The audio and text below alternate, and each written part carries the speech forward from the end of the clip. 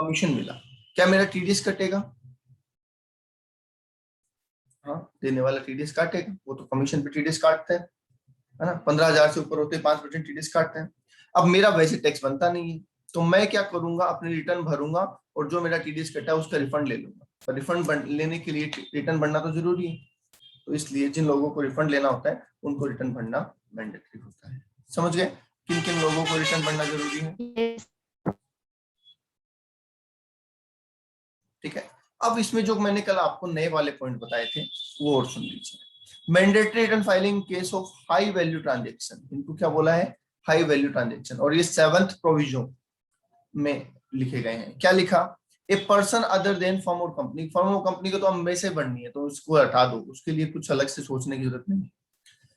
Who is not required to furnish return as per above, इन वाले provision में से अगर कोई रह जाता है, इन वाले प्रोविजन से अगर कोई रह जाता है और कहता है मुझे तो रिटर्न भरना मैंडेटरी नहीं है, तो उसके लिए क्या बोला गया है? उसके लिए 4 कंडीशन और डाली गई। अगर आपने पूरे साल में 1 करोड़ से ज्यादा अमाउंट जमा करवाया है करंट अकाउंट के अंदर, ध्यान रहे 1 से ज्यादा अकाउंट, मतलब आपके 4 करंट अकाउंट है, तो चारों में मिला के अगर आपने 1 करोड़ से ज्यादा भी डिपॉजिट करवाया है तो आपको रिटर्न भरना मैंडेटरी होगा। समझ गए? दूसरा बोला है कि आपने खर्चा किया किस पे? टूर एंड ट्रेवल पे, चाहे वो खुद का है और चाहे वो किसी और के लिए है, तो हिमसेल्फ और एनी अदर पर्सन। ठीक है, किसी के लिए भी अगर आपने कोई फॉरेन टूर अरेंज किया है तो उस पे आपको क्या करना पड़ेगा? 2 लाख से ऊपर का है तो आपको रिटर्न फाइल करनी पड़ेगी। नेक्स्ट का कंजम्पशन ऑफ इलेक्ट्रिसिटी, अगर आपने 1 लाख से ज्यादा का बिजली का बिल, अगर आपने 1 लाख से ज्यादा का बिजली का बिल इनकर किया है पूरे साल का या 12 है, तो भी आपको रिटर्न फाइल करनी पड़ेगी। समझ गए? और फुलफिल सच अदर कंडीशन। अब सच ये ओपन एंड है, गवर्नमेंट जब चाहे इसमें कोई भी एडिशन जोड़ सकती है, इसलिए इसको ओपन छोड़ दिया गया है। बोलिए जी, बात समझ में आ गई? तो इन सब लोगों को ड्यू डेट से पहले रिटर्न फाइल करनी है।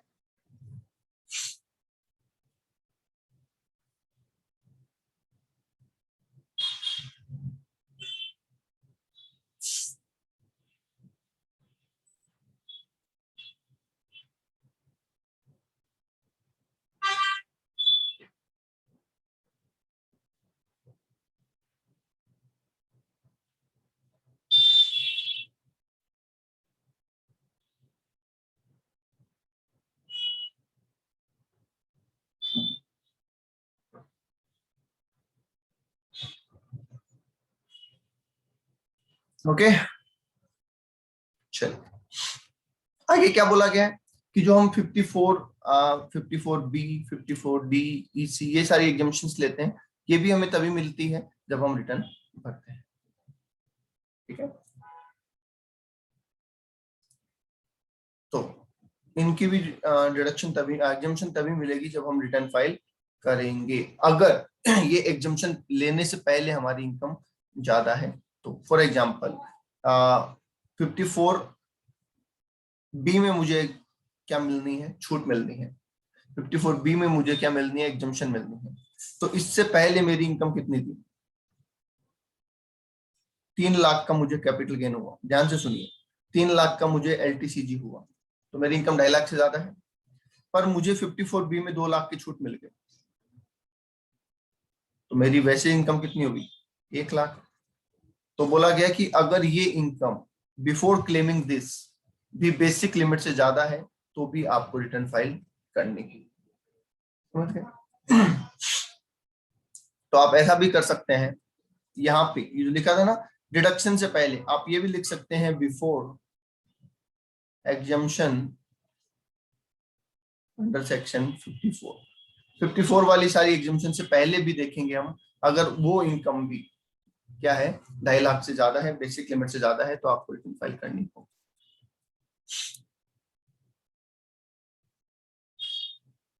बोलिए, क्लियर है पॉइंट?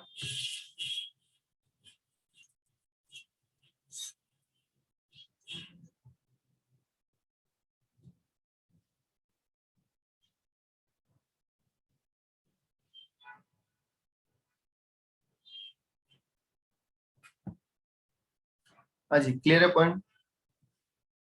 Yes sir. कोई डाउट किसी को? किसको रिटर्न भरनी है, किसको नहीं, इस बात पे कोई डाउट?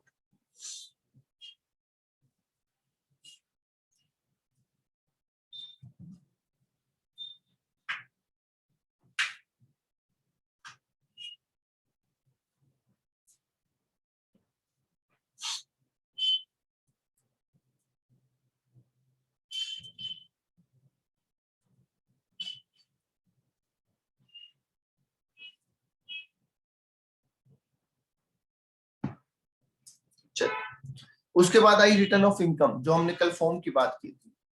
हमने ये कहा था कि हम हमारे एक रिटर्न फॉर्म के अंदर सारी डिटेल इनकम टैक्स डिपार्टमेंट को सौंप देते हैं और उसे ही हम इनकम टैक्स रिटर्न का नाम देते हैं। 7 फॉर्म आपको बताए थे, 1 2 3 4 5 6 7, और एक बताया था ITR-V, जिसको हम बोलते हैं एक्नॉलेजमेंट। ठीक है, वो क्या है? एक्नॉलेजमेंट है। तो जो भी हम रिटर्न भरेंगे, ITR-1 बता दिया था किसके लिए, 2 3 4 5 6 7, राइट? बोलिए, इसमें कुछ बताने वाली बात है?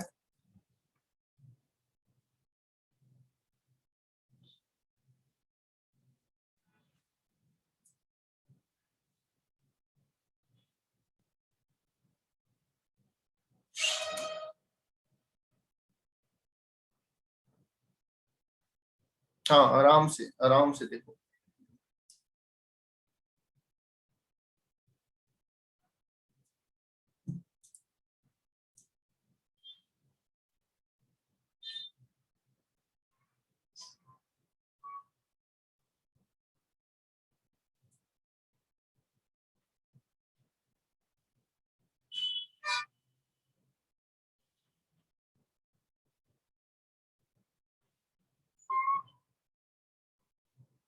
आराम से देख लो कौन सा फॉर्म किसके लिए है, आराम से।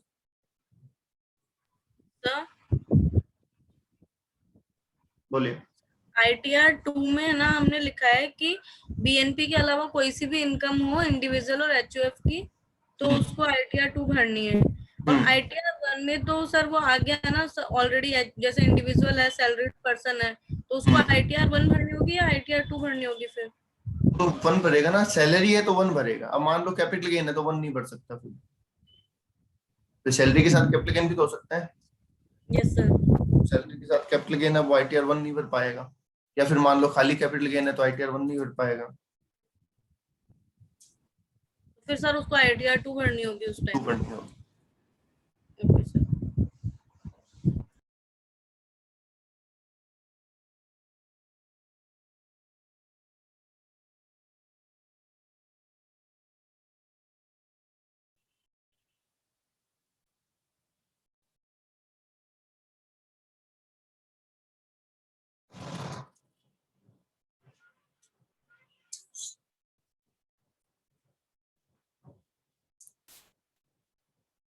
BNP एंड कैपिटल गेन में कौन सा फॉर्म है? कौन है पर्सन, कौन है? इंडिविजुअल है, HUF है, कंपनी है, वो बताओ।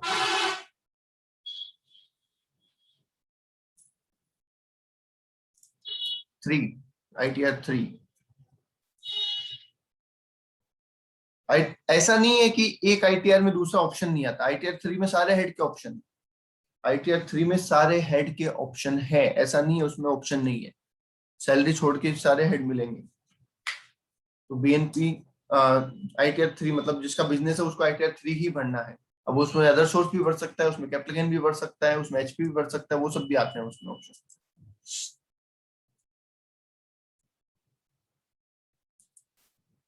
सर ये ITR-6 कौन सा वाला है? ये एग्जामिनेशन अंडर सेक्शन 11। ट्रस्ट 11 पढ़ा नहीं था क्या ट्रस्ट का? हाँ पढ़ा है सर।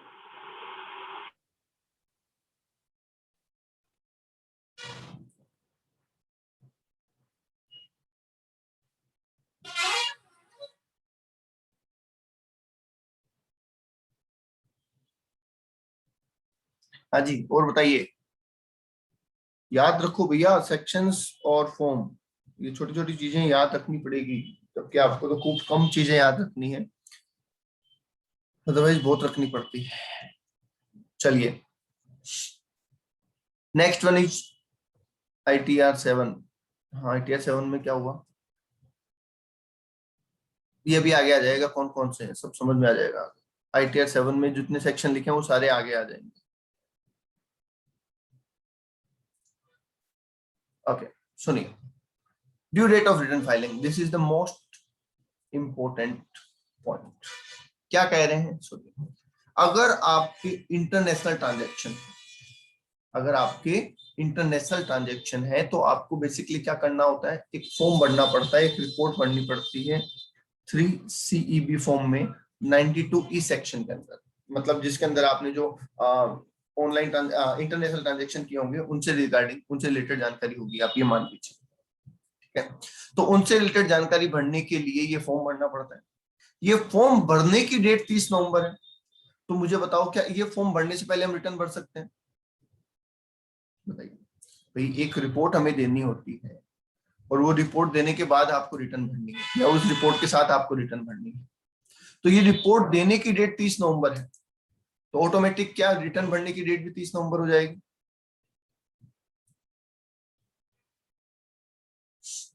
यस, तो इसलिए इसकी डेट कितनी रखी गई है, 30 नवंबर रखी गई है। अरे ऐसा कुछ नहीं है, रिपोर्ट रिक्वायरमेंट है साथ में देनी, आपसे पहले वो रिपोर्ट दे दो, बाद में रिटर्न भर दो, या साथ में भर दो, कोई दिक्कत नहीं। इस डेट से पहले 30 नवंबर से पहले दोनों काम होने हैं, 30 नवंबर से पहले दोनों काम होने हैं, राइट? ओके, अब बात आई सर कंपनी की। अब कंपनी का आपको पता ही है कि मैंडेटरी ऑडिट होती है, ठीक है। Company not having international transaction, ऐसा क्यों लिखा? क्योंकि इंटरनेशनल होती तो यहां आ जाती। ये क्या लिखा है, company not having international transaction, क्योंकि इंटरनेशनल होती तो यहां आ जाती, तो इसलिए अदर कंपनी की बात चल रही है। अब कंपनी के लिए ऑडिट करवाना मैंडेटरी, कोई टर्नओवर वगैरह कोई लिमिट की जरूरत नहीं है, ऑडिट करवाना जरूरी ही है कंपनी के लिए। तो ऑडिट वाले केस के लिए रिटर्न भरने की ड्यू डेट क्या है, 31 अक्टूबर। लास्ट ईयर तक ये 30 सितंबर हुआ करती थी, इस साल इसको बढ़ा दिया गया है और 31 अक्टूबर कर दिया गया है, राइट? ठीक है, तो दोबारा सुन लीजिए, जिन लोगों का इंटरनेशनल ट्रांजैक्शन होता है, चाहे वो कोई भी हो, वो आ जाते हैं यहाँ। जो कंपनी है उसकी ऑडिट मैंडेटरी होनी है, इसलिए 31 अक्टूबर। अब बात आते हैं बाकी एसएससी की। अब बाकी एसएससी में ऑडिट का क्राइटेरिया है, हो भी सकता है कि उनकी ऑडिट हो और हो भी सकता है ऑडिट ना हो। तो अगर ऑडिट है तब तो आप बताओ डेट क्या हो जाएगी, सेम 31 अक्टूबर, है ना? और अगर ऑडिट नहीं है तो डेट हो जाएगी 31 जुलाई। समझ गए? बाकी लोगों की अगर ऑडिट है तो 31 अक्टूबर एज कंपनी, और अगर नहीं है तो 31 जुलाई। अब ये बीच में एक पॉइंट क्या आ जाता है, ये सुनो। देखो, पार्टनरशिप फर्म के अंदर एक रिटर्न तो हम भरते हैं पार्टनरशिप फर्म की, बोलो हाँ या ना? एक रिटर्न तो भरते हैं हम पार्टनरशिप फर्म की, राइट? दूसरी रिटर्न भरते हैं हम पार्टनर की। अब पार्टनर को रेम्युनरेशन मिलेगा पार्टनरशिप फर्म से, पार्टनर को रेम्युनरेशन मिलेगा पार्टनरशिप फर्म से, राइट? तो पार्टनर को रेम्युनरेशन मिलेगा जब पार्टनरशिप फर्म से,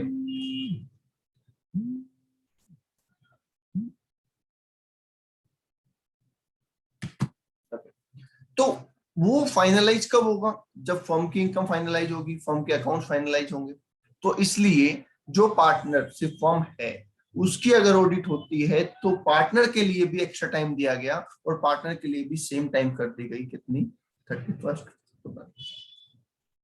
तो समझिए, partner in a firm whose account of firm are audited, मतलब अगर मैं जिस फर्म में पार्टनर हूं उसकी ऑडिट नहीं होती तो मेरी डेट क्या हो जाएगी, बताइए? मैं जिस फर्म में हूं उस फर्म की अगर ऑडिट नहीं होती तो मेरी डेट हो जाएगी 31 जुलाई। 31 जुलाई। और अगर मैं जिस फर्म में पार्टनर उसकी ऑडिट होती है तो मेरी डेट हो जाएगी 31 अक्टूबर। समझ गए?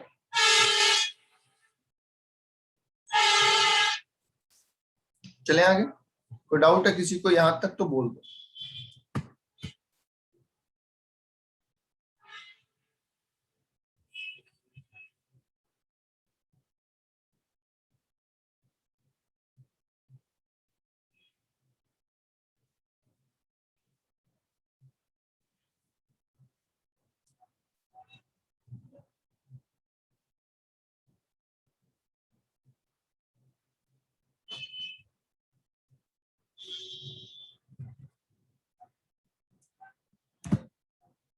बोलिए भाई।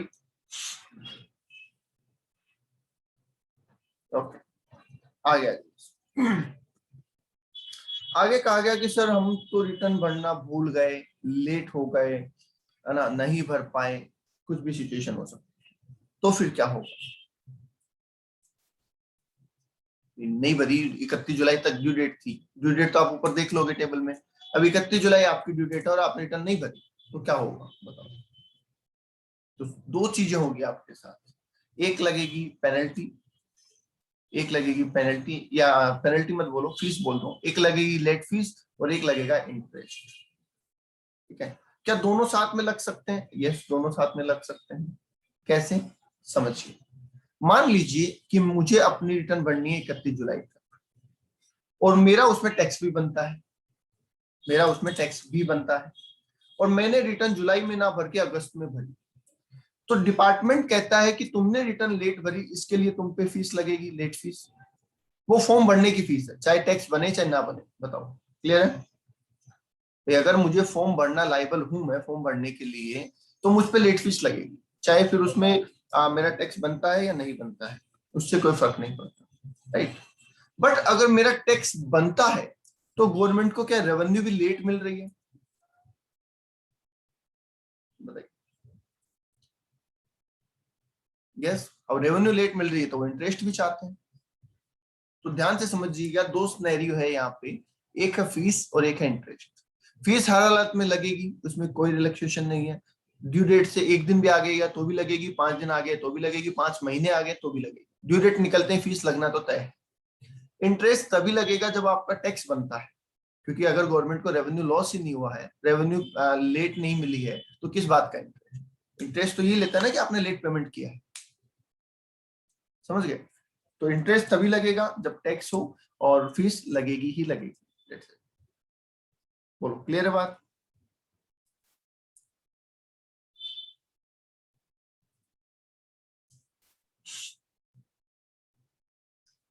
ओके, तो सुनिए आगे, अब कितना इंटरेस्ट लगेगा वो, if return is not filed on और बिफोर ड्यू डेट। ठीक है, क्योंकि देखो ड्यू डेट तक तो हम आपसे कुछ मांग ही नहीं सकते, ड्यू डेट तक तो हम आपको कुछ बोल ही नहीं सकते ना, तो ड्यू डेट तक तो कोई दिक्कत नहीं है। आगे बात आती है ड्यू डेट के बाद की, तो ड्यू डेट के बाद अगर आपने रिटर्न भरी तो आप पे ड्यू डेट के अगले दिन से इंटरेस्ट लगना स्टार्ट हो जाएगा, क्योंकि ड्यू डेट तक तो नहीं ले सकते ना हम आपसे। चलिए, कितना सर? 1% पर मंथ और part of the month, 1% per month और पार्ट ऑफ द मंथ, जो जितना टैक्स बाकी है आपका उस पर। ठीक है, कैसे, इसको थोड़ा सा मैं समझा देता हूं।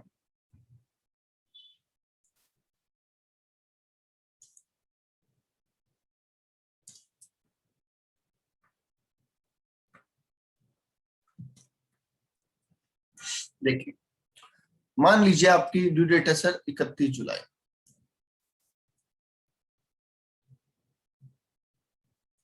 ठीक है, आपने रिटर्न फाइल करी, रिटर्न ऑफ इनकम फाइल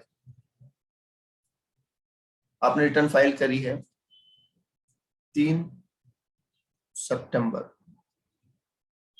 2021 को, राइट। तो कितना लेट हो गए आप? जुलाई तो था ही ड्यू डेट, अगस्त और सितंबर, क्या आप 1 महीने 3 दिन लेट है? क्या 1 महीने 3 दिन लेट है आप? यस, तो 2 मंथ काउंट होंगे, 2 मंथ्स, तो 2 महीने का इंटरेस्ट लगेगा 1%।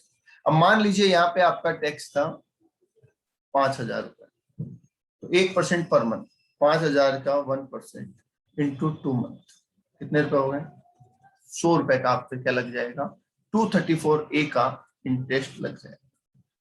ठीक है, साथ ही साथ क्योंकि आपने रिटर्न लेट फाइल की है, तो इसकी जो फीस है एज पर सेक्शन 234F वो भी लग जाएगी।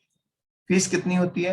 5,000, 10,000 और 1,000। कैसे होती है वो अभी समझा दूंगा, पहले इंटरेस्ट वाला पॉइंट कंप्लीट कर लेते हैं। अब मान लीजिए मेरा टैक्स यहाँ पे 0 है, ठीक है, या फिर मेरा टैक्स रिफंड बन रहा है ना। 3 ही केस हो सकते हैं, टैक्स पेबल हो सकता है 0 मतलब ना देना ना लेना, और तीसरा रिफंड, मुझे लेना है गवर्नमेंट से। तो बताइए, अगर मेरा जीरो टैक्स है या मुझे गवर्नमेंट से लेना है, तो क्या मेरे पे 234A का इंटरेस्ट लग सकता है? नहीं। नहीं, कैसे लगेगा भैया, हम तो खुद मांगते हैं आपकी, आप दो हमें इंटरेस्ट। अच्छा, क्या हमने ज्यादा टैक्स दिया तो क्या गवर्नमेंट हमें इंटरेस्ट देती है? बिल्कुल देती है। Yes sir. 244A उसका सेक्शन है 244A, वो हम आगे बात करेंगे। तो आइए, तो 1% सर इंटरेस्ट लगेगा। अब कहां से लगेगा? अभी मैंने बताया अगले दिन से। तो when return is furnished after due date, अगर आपने रिटर्न ड्यू डेट के बाद भरी है तो स्टार्टिंग कहां से होगी? देखो, फॉलोइंग द ड्यू डेट, अगला दिन, date following the due date, मतलब 1 अगस्त से अगर जुलाई वाली डेट है तो 1 नवंबर से अगर अक्टूबर वाली डेट है। Is that clear? 1 अगस्त या 1 नवंबर, ठीक है। हालांकि ये थ्योरेटिकल डेट्स है, थ्योरेटिकल डेट्स मतलब प्रोविजन वाली डेट है। एक्सटेंड अगर हो जाती है डेट तो फिर एक्सटेंशन के हिसाब से काम चलता है प्रैक्टिकल लाइफ में, समझ गए? तो ये तो आपको तो यही पढ़ना है बुक में। कई बार एक बच्चे का एक और क्वेश्चन आ जाता है कि सर इस साल तो हमने अभी पढ़ा था कि कोरोना की वजह से है ना ड्यू डेट बढ़ा दी है रिटर्न भरने की। तो भैया अगर ड्यू डेट बढ़ा दी है तो वो प्रैक्टिकल लाइफ में बढ़िया, आपके बुक्स में यही चलेगी, आपको एग्जाम में ये लिखनी है, समझ गए? आप एग्जाम में मत लिख देना कि ड्यू डेट बढ़ा दी थी इसलिए डेट ये वाली है। ओके, चलिए। तो जिस दिन हमें रिटर्न भरने की लायबिलिटी थी उसके अगले दिन से, ड्यू डेट के अगले दिन से चालू हो जाएगा। और कब तक चलता रहेगा ये इंटरेस्ट? जब तक आप रिटर्न भर नहीं देते, जब तक आप रिटर्न भर नहीं देते। बताइए, ये पहला वाला केस समझ में आ गया? आपने रिटर्न भरी नहीं, ड्यू डेट के अगले दिन से कैलकुलेशन स्टार्ट हो गई और जिस दिन रिटर्न भरेंगे वहां तक चलती रहेगी। रिटर्न भरते ही आपका डिफॉल्ट सही हो गया, और डिफॉल्ट सही हो गया तो वहां पे इंटरेस्ट लगना बंद हो गया। अब सर कई महान आदमी इससे भी खतरनाक रिटर्न भरी नहीं है, लाइबल है पर रिटर्न भरी नहीं है। अच्छा, कोई लाइबल ही नहीं है तो उस पर तो हम लगा ही नहीं सकते इंटरेस्ट। बताइए, कोई इंटरेस्ट लाइबल ही नहीं है रिटर्न भरने के लिए, तो क्या उस पर आप इंटरेस्ट लगा सकते हैं? नहीं, तो वो तो मतलब ही नहीं उठता, ठीक है। ओके, तो जिसने रिटर्न भरी नहीं, जो लाइबल था उसकी बात चल रही है यहाँ से, ठीक है। अब लाइबल नहीं था, सॉरी लाइबल था, तो ड्यू डेट के अगले दिन से स्टार्टिंग तो हो जाएगी, पर एंड कहाँ करें? प्रॉब्लम एंड में है, स्टार्टिंग में नहीं है। स्टार्टिंग तो सेम ही होगी, एंड कहाँ करें? जिसने रिटर्न भर दी उसका एंड तो हो गया, पर जिसने रिटर्न अभी तक नहीं भरी उसका एंड कब होगा? बताओ। जिसने रिटर्न भरी नहीं, समझ पा रहे हैं? इसमें तो इसने भर दी थी 3 सितंबर को, मान लो मैं 2018-19 के लिए लायबल था रिटर्न भरने के लिए, है ना, प्रीवियस ईयर की बात कर रहा हूँ, और मैंने आज तक रिटर्न नहीं भरी इसकी, तो इस पे मेरे पे इंटरेस्ट कब तक लगेगा? तो उसके लिए एक वर्ड इस्तेमाल किया गया है, कंप्लीशन ऑफ असेसमेंट। अब ये कंप्लीशन ऑफ असेसमेंट क्या है, इसको ध्यान से सुनिए ना, ये बहुत अच्छी बातें हैं, मतलब बहुत प्रैक्टिकल लाइफ में काम आएगी। सुनिए, ये असेसमेंट का मतलब क्या है पहले ये समझिए। देखो, 2 वर्ड होते हैं, कंप्यूटेशन एंड असेसमेंट, ठीक है। जब हम अपनी रिटर्न भरते हैं तो हमें हमारी खुद की इनकम खुद ही निकालनी होती है, खुद का टैक्स खुद ही निकालना होता है। हाँ, आप चाहे तो सीए से निकलवा सकते हैं, है ना, सीएमए से निकलवा सकते हैं, जो भी आपके जानकार है उनसे निकलवा सकते हैं, कोई दिक्कत नहीं है, या आपने प्रोफेशनल से निकलवा सकते हैं। उस चीज को कहते हैं कंप्यूटेशन। हम क्या बनाते हैं? कंप्यूटेशन बनाते हैं, राइट। या इसे कह सकते हैं हम सेल्फ असेसमेंट, खुद की इनकम कैलकुलेट करना या खुद के हिसाब से कैलकुलेट करना, उसको बोलते हैं सेल्फ असेसमेंट, ठीक है। खुद के हिसाब से कैलकुलेट करना। कंपनी अपनी इनकम खुद निकालती है, अपना टैक्स खुद निकालती है, जमा करवा देती है। हम अपनी इनकम खुद निकालते हैं, अपना टैक्स खुद निकालते हैं, जमा करवा देते हैं। जो हमने पढ़ा है ना अभी बुक्स में, assessment of individual, assessment of firm, assessment of company, वो हो जाता है असेसमेंट, ठीक है। अब जब हम अपने हिसाब से रिटर्न भर देते हैं तो इनकम टैक्स डिपार्टमेंट भी तो उसका असेसमेंट करना चाहेगा। अगर उसको लगेगा कोई गड़बड़ नहीं है, आपने जो भरा है वो सही है, तब तो ठीक है। और अगर उनको लगता है कि नहीं, आपने जो भरा वो सही नहीं है, तो वो फिर अपने हिसाब से इनकम फाइनलाइज करेंगे, राइट। तो वो जब अपने हिसाब से इनकम फाइनलाइज करते हैं या आपसे सामने बिठा के पूछताछ करके इनकम फाइनलाइज करते हैं, दैट इज कॉल्ड असेसमेंट। उसको क्या बोलते हैं? असेसमेंट। डिपार्टमेंट ने असेसमेंट किया, हम ऐसा बोलते हैं कि डिपार्टमेंट में मेरा असेसमेंट चल रहा है या डिपार्टमेंट में मेरा असेसमेंट हो गया है, वो उसको बोलते हैं कि जब डिपार्टमेंट हमारी इनकम कैलकुलेट कर रहा हो। ओके, एक चीज। दूसरी बात सुनिए, अब आप कहेंगे सर मैंने रिटर्न भरी नहीं, तो डिपार्टमेंट को कैसे पता चलेगा कि मैंने सही भरी है गलत भरी है? ये तो सवाल ही नहीं उठता भाई, सही और गलत का तो सवाल ही नहीं उठता ना जब मैंने रिटर्न भरी नहीं तो। यस, पर इसमें और बहुत सारे पॉइंट है। पॉइंट क्या है कि डिपार्टमेंट को कहीं से पता चला, कहीं से मतलब आपके बैंक अकाउंट की वजह से हो सकता है, आपने कोई शेयर में डीलिंग करी थी वहां से हो सकता है, आपने कोई गाड़ी परचेज करी थी, टीडीएस टीसीएस कटा था, बहुत सारे सोर्सेज हैं जहां से डिपार्टमेंट के पास कुछ इंफॉर्मेशन पहुंचती है और वो कहते हैं कि वो आपको एक नोटिस भेजते हैं, मान लीजिए 142(1) में भेजते हैं कि भैया आपको रिटर्न भरनी थी, आप रिटर्न भरने के लिए लायबल थे पर आपने रिटर्न नहीं भरी है, तो रिटर्न भरिए। रिटर्न फाइलिंग का नोटिस होता है 142(1) के अंदर। आप कहते हैं नहीं भरेंगे हम, तो ना तो हमने खुद भरी और ना हम अब भरेंगे, ठीक है? ओके, वो कहते हैं ठीक है नहीं भरोगे कोई बात नहीं। अब वो आपको एक और नोटिस भेजेंगे 144, जैसे धारा 144 लगती है ना अपने शहर में कि 5 से ज्यादा लोग एक साथ इकट्ठे नहीं हो सकते, तो वैसे ही इसमें भी धारा 144 है जिसका नाम है बेस्ड जजमेंट असेसमेंट। ठीक है, वो कहते हैं कि कोई बात नहीं, देखो साहब हमारे पास इतनी इंफॉर्मेशन है कि आपने प्रीवियस ईयर मान लीजिए 18-19 में 50 लाख के शेयर्स में डीलिंग की थी, ठीक है? अब इसमें प्रॉफिट हुआ लॉस हुआ वो डिटेल आप लेके आ जाओ अपने रिटर्न पर। आप नहीं भरोगे कोई बात नहीं, हम इस पे एक डीम्ड प्रॉफिट मान लेंगे जितना हमें रीजनेबल लगता है, और उस डीम्ड प्रॉफिट के हिसाब से हम खुद असेसमेंट फाइनलाइज कर देंगे। हम खुद क्या कर देंगे? असेसमेंट फाइनलाइज कर देंगे और आपको डिमांड नोटिस भेज देंगे, फिर आपको वो पैसा जमा करवाना पड़ेगा। समझ गए? तो ये जो डिपार्टमेंट फिर खुद करेगा हम इसे कहेंगे assessment of completion of assessment, मतलब उनकी तरफ से असेसमेंट कंप्लीट हो गया। अब जरूरत थी क्या? बताइए, क्या इसमें आपकी रिटर्न की जरूरत पड़ी? बताइए, क्या 144 करने के लिए आपकी रिटर्न की जरूरत पड़ी? नहीं, आपकी रिटर्न की कोई जरूरत नहीं है, वो अपने हिसाब से भी इनकम कैलकुलेट कर सकते हैं।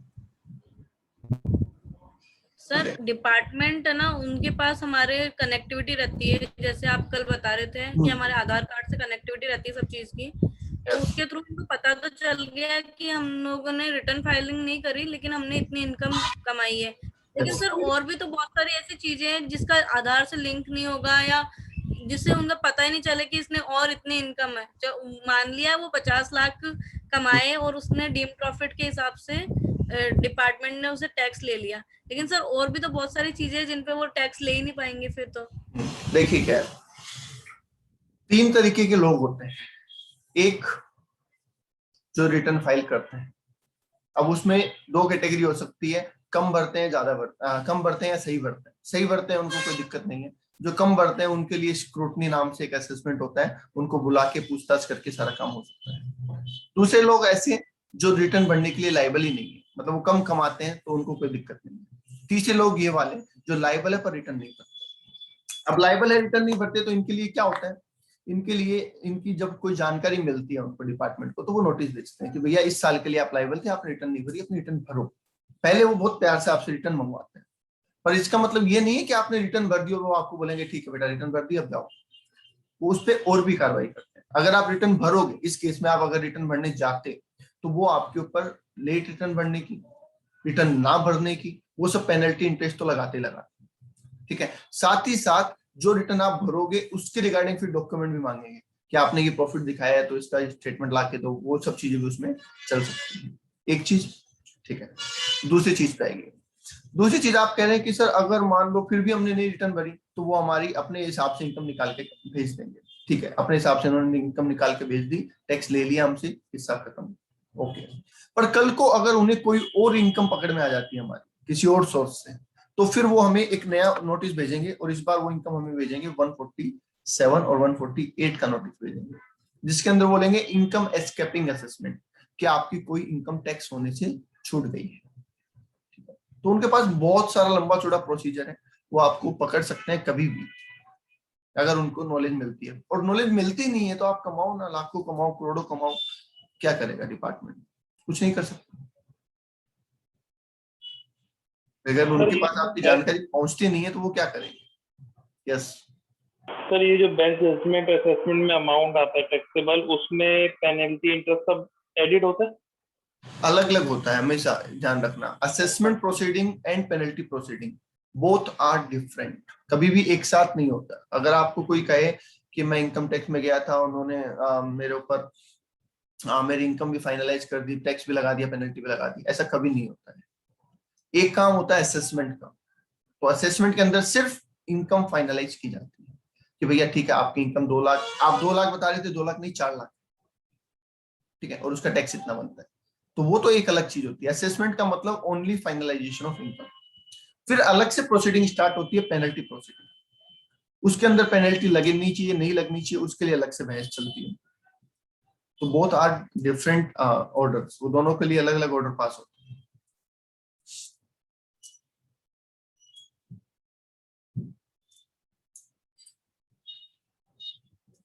और बोलिए, और कोई डाउट किसी को? नहीं। तो यहाँ पे हमारा मुद्दा ये चल रहा था कि सर अगर मैंने रिटर्न भरी नहीं तो ड्यू डेट के अगले दिन से इंटरेस्ट लगना स्टार्ट हो गया। अब जिस दिन मेरा असेसमेंट कंप्लीट हो जाएगा वहां तक इंटरेस्ट लगेगा कि भैया ठीक है, आज तक अब हमने तुमसे रिटर्न तो मंगाई ली, हमने तुम्हारी इनकम तो फाइनलाइज कर ही दी, ठीक है, अब जो अभी तक का जो इंटरेस्ट बनता है वो पे कर। बोले क्लियर है वर्ड? अब आ जाइए 234F की फीस के ऊपर। तो इसके लिए भी समझिए बात, इसके लिए भी मैं पहले आपको समझा देता हूँ। देखिए प्रीवियस ईयर पढ़ रहे हैं हम 2021, राइट? अब 2021 में हमारे पास 2 तरीके के लोग होंगे। असेसमेंट ईयर स्टार्ट होता है हमारा 1 अप्रैल 2021 से, राइट?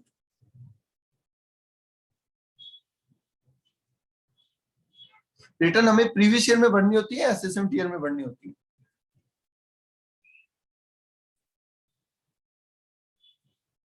हाँ जी, रिटर्न हमें प्रीवियस ईयर में भरनी है, असेसमेंट ईयर में भरनी है? असेसमेंट ईयर में भरनी है, ठीक है। तो यहाँ पे 2 कैटेगरी मैंने इसलिए बनाई है कि कुछ लोगों की ड्यू डेट है 31 जुलाई, राइट, और कुछ लोगों की ड्यू डेट है 31 दिसंबर, राइट, कुछ की 30 अक्टूबर, ठीक है। तो कुछ लोगों की 31 जुलाई है और कुछ लोगों की 31 अक्टूबर है। और एक और लिख देता हूं चलो मैं, कुछ लोगों की 30 नवंबर है। बस 3 ही तरीके के लोग हमारे पास। यस। अब जो 234F में फीस डिटरमाइन की गई वो कैसे डिटरमाइन की गई? एक कॉमन पॉइंट निकाला इन तीनों के अंदर, है ना, इन तीनों में एक कॉमन पॉइंट निकाला गया। वो कॉमन पॉइंट यहाँ पे निकाला, ये एक कॉमन पॉइंट निकाला, कॉमन डेट कौन सी? 31 दिसंबर। कॉमन पॉइंट क्या निकाला? 31 दिसंबर। तो बोला गया कि इस कॉमन पॉइंट तक अगर आप रिटर्न फाइल कर देते हैं तो 5,000 रुपए की फीस है। मतलब इनके लिए इतना टाइम है, इसके बीच में जमा कराएंगे तो 5,000, इनके लिए इतना टाइम है, इसके बीच में जमा कराएंगे तो 5,000, और इनके लिए इतना टाइम है, इसके बीच में जमा कराएंगे तो 5,000। ठीक है, पहले फ्री है क्योंकि पहले तो ड्यू डेट चल रही है, ये तो ड्यू डेट है ना, तो ड्यू डेट में तो कोई चार्ज है नहीं, ठीक है। तो इस कॉमन पॉइंट तक सबकी फीस कितनी कर दी गई? 5,000। अब सब कॉमन लेवल पे आ गए 31 दिसंबर तक। अब दिसंबर के बाद मार्च तक अगर आप रिटर्न भरते हो तो 10,000 की फीस है।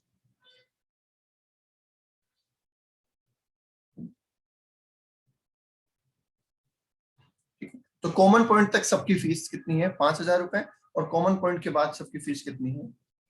10,000 रुपए। इसका मतलब हम ये कह सकते हैं कि अगर हमने रिटर्न लेट भरी और दिसंबर तक भरी तो 5,000, और दिसंबर के बाद भरी तो 10,000 की फीस। ओके, ठीक है, बोलिए कोई डाउट किसी को यहाँ पे?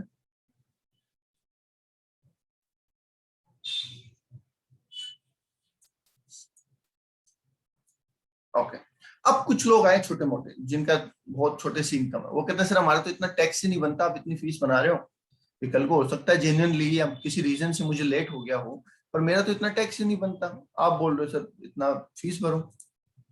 ठीक है, तो बोला गया कि जिनकी इनकम एक्सेप्शनली, ध्यान से सुनना, एक्स्ट्रा पॉइंट क्या बोला गया कि जिनकी total income up to 5 lakh है,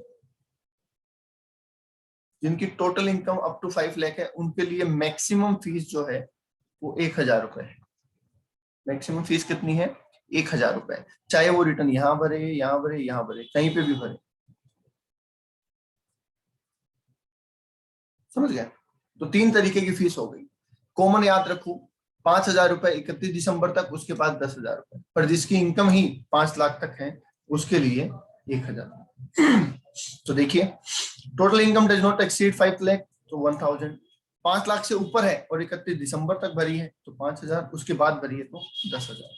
सवाल ये आता है कि सर क्या इस डेट के बाद भी रिटर्न भर सकते हैं? नो, इस डेट के बाद आप रिटर्न भर ही नहीं सकते।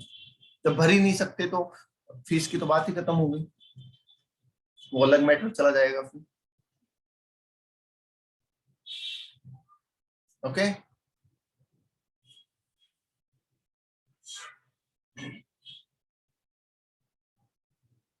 तो आप रिटर्न भरने के लिए लायबल हैं। दोबारा सुन लीजिए, आप रिटर्न भरने के लिए लायबल हैं और आप रिटर्न भर देते हैं। कहाँ? यहां तक तो कोई फीस नहीं है, यहां से यहां तक 5000, यहां से यहां तक 10,000, और इसके बाद नहीं भर सकते, और नहीं भर सकते तो ना भरने की फीस तो लगेगी ना, तो वो 10,000 रुपए वाली फीस लगेगी। ऐसा नहीं है कि सर हमने असेसमेंट ईयर क्रॉस कर दिया, अब तो रिटर्न भर भी नहीं सकते तो पेनल्टी कैसे लगाओगे? ना भरने की भी तो पेनल्टी होती है। समझ गए? और जिसकी इनकम 5 लाख तक है उसके लिए मैक्सिमम पेनल्टी 1000 रुपए फीस। इसको आप पेनल्टी मत बोलिए, इसको फीस बोलिए। बोलिए जी, यहां तक बात क्लियर है? कोई डाउट है तो पूछ लीजिए। पहले तो आराम से आप एक बार एक काम और कर दिए, मैं आपको 3 मिनट का टाइम दे रहा हूँ, जितना हमने पढ़ा है उसको एक बार ओवरव्यू देख लीजिए।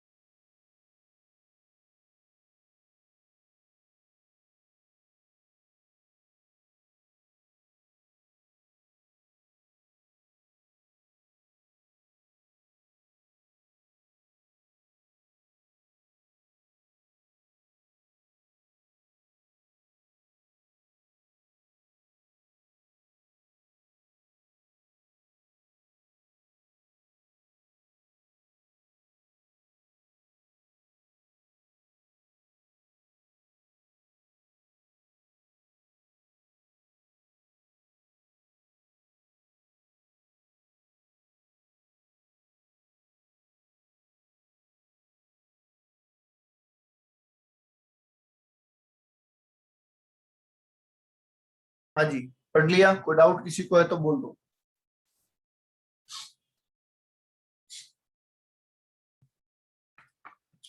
देखिए, छोटे छोटे थ्योरी के चैप्टर में बांट दिया इस कोर्स को।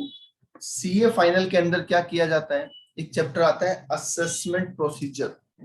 सीए फाइनल के अंदर एक चैप्टर आता है असेसमेंट प्रोसीजर, उस एक चैप्टर में ये आपके सारे चैप्टर आ जाते हैं। जितने चैप्टर इन्होंने अलग अलग दे रखे हैं ना, वो सारे एक में ही आ जाते हैं। हालांकि यहाँ पे आपके छोटे छोटे चैप्टर बना दिए, 5 पेज 7 पेज का छोटे छोटे चैप्टर, तो उनको साथ साथ कवर करते रहे। इतना इन डेप्थ नहीं है जितना सीए वाले कोर्स के अंदर आता है, आपके यहाँ इतना इन डेप्थ नहीं है जितना सीए वाले कोर्स के अंदर आता है। ठीक है, चलिए नेक्स्ट आ जाइए, return of loss. Return of loss का मतलब क्या है? आपको याद होगा सेट ऑफ वाले चैप्टर में हमने इसकी बात की थी, सेक्शन 139(3) की, और साथ में एक सेक्शन 80 भी पढ़ा था कि अगर आप किसी भी लॉस को कैरी फॉरवर्ड करना चाहते हैं तो आपको ड्यू डेट में रिटर्न फाइल करना मैंडेटरी है। चाहे भाई अब लॉस है तो वैसे तो क्राइटेरिया में नहीं आते, आप कहते हैं कि मेरी जो जीटीआई है वो बेसिक एग्जेम्पशन लिमिट क्रॉस नहीं कर रही क्योंकि मैं तो लॉस में हूँ, नेगेटिव है, तो ठीक है, वैसे तो आप लाइबल नहीं है रिटर्न भरने के लिए। बट अगर आप चाहते हैं कि मैं अपना लॉस कैरी फॉरवर्ड कर पाऊं, सेट ऑफ नहीं, सेट ऑफ तो बिना रिटर्न के भी कर सकते हो, कैरी फॉरवर्ड करने के लिए रिटर्न ऑफ लॉस भरना जरूरी है। क्योंकि मान लीजिए मैं इस साल एक बिजनेस कर रहा हूँ, ध्यान से सुनना, और मुझे 6 लाख रुपए का लॉस हो गया। मैं बिजनेस कर रहा हूँ और मुझे 6 लाख रुपए का लॉस हो गया, मैंने रिटर्न भरी ही नहीं। क्या डिपार्टमेंट को पता है मुझे 6 लाख का लॉस हो गया?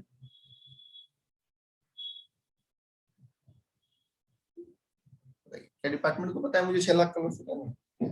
अब अगले साल मुझे 7 लाख का प्रॉफिट होता है, डिपार्टमेंट उम्मीद लगा के बैठता है कि 7 लाख पे टैक्स मिलेगा। अब आप पीछे से लाते हो कि भैया 6 लाख का मेरा लॉस है, 1 लाख पे टैक्स मिलेगा। क्या डिपार्टमेंट को धोखा नहीं होगा कि अरे भाई हम तो सोच रहे थे 7 लाख पे टैक्स आएगा, तुम बोल रहे हो 1 लाख पे देंगे, ऐसे कैसे? ठीक है, फॉर एग्जाम्पल इसका मैं बहुत अच्छा एक एग्जाम्पल दे देता हूँ।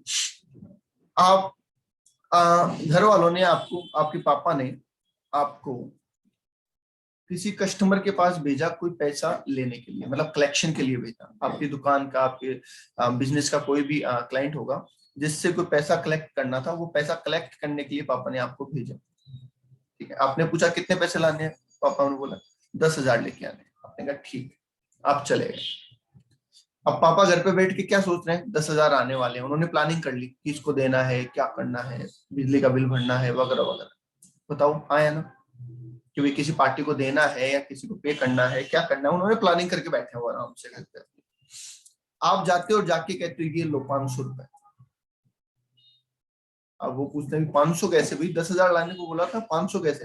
बोले लाया तो मैं 10,000 ही था, 9,500 रुपए के मैं नोट्स बुक्स ये वो ले आया है ना, मैं मोबाइल का रिचार्ज करा लिया, वो सारा खर्चा लग गया। बताओ जी कैसा लगेगा?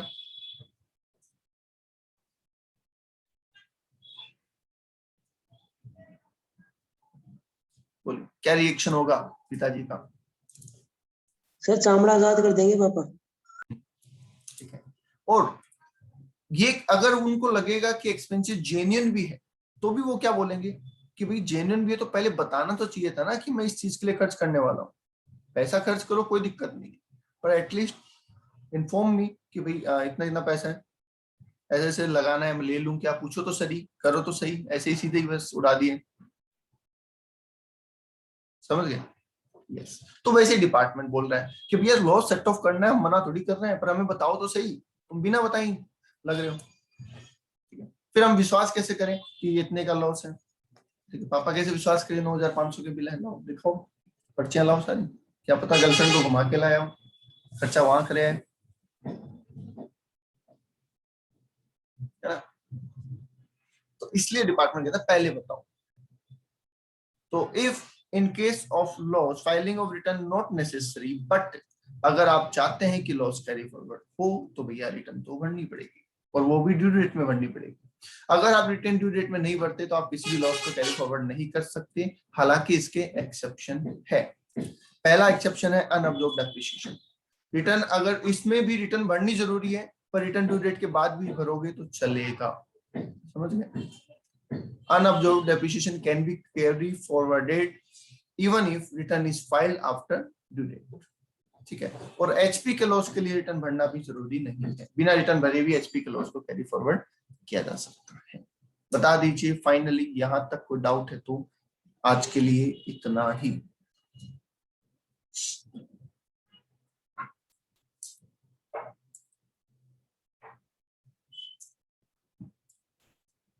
नहीं है कोई डाउट? चलिए आज के लिए इतना ही, थैंक यू। कल ये चैप्टर कंप्लीट हो जाएगा।